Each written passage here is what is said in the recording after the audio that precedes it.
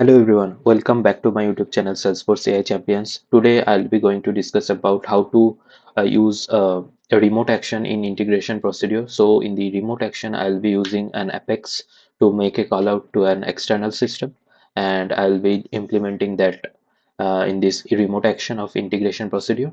So before get started, please do like, share, subscribe my YouTube channel. So I'll be creating a new integration procedure first. So I'll make it name like remote action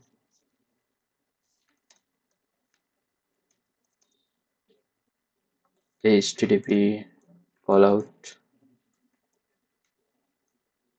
remote action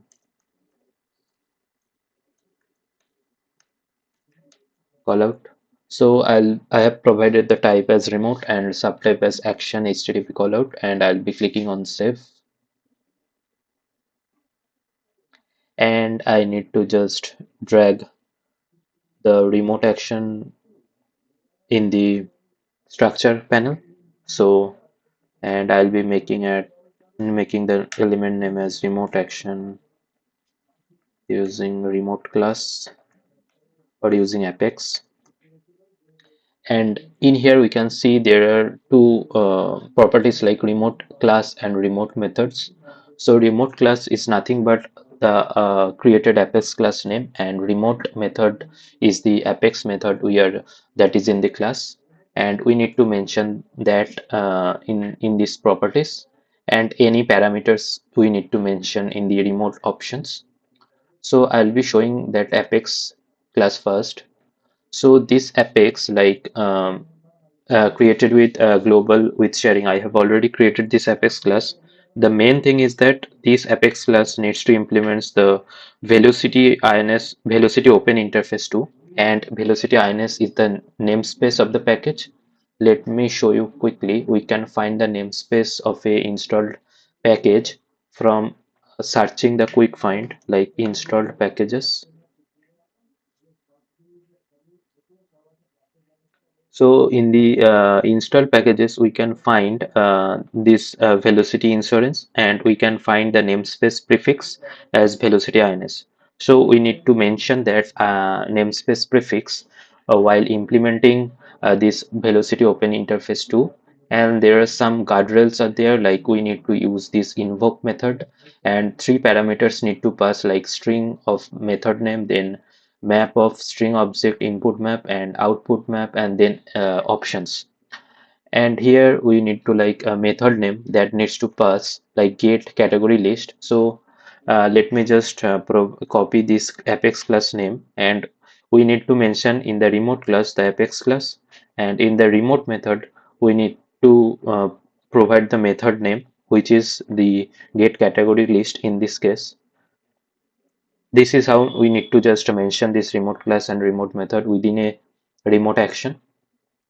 And in here we can see that whenever the method name is get category list, I am just calling a method from here, and just the method is doing nothing but the call out to the external system that is DummyJson website that provides some mock APIs. And I have created this name credential. If you were not seen that video regarding the name credential, or please check it out. So this is the syntax whenever we are calling with the help of the named credential, call out colon then name credential name, and then the remaining endpoint URL for the remaining endpoint like slash product slash category list.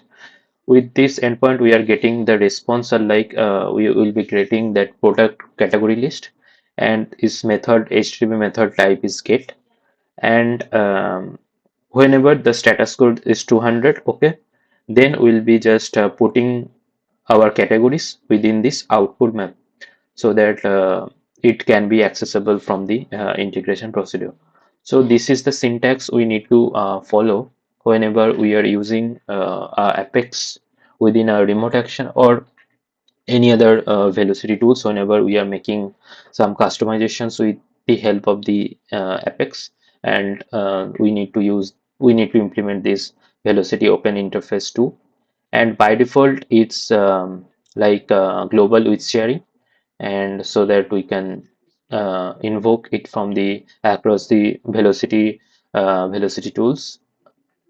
And let me test it out. Like in this case, we have no parameters to pass, and I'll be just using a response action to print the output. I'll be just copying the element name of this remote action, and I'll be provide it in the additional output response, and making the node as response, and I'll be pass this remote action element name within the mark syntax, and I'll be just clicking on the execute. And here we can see that success is true, and we are getting categories as expected. So this is how we can just simply use an apex in remote action. So that's all for this session. Please stay tuned. Please do like, share, subscribe my YouTube channel. Thank you.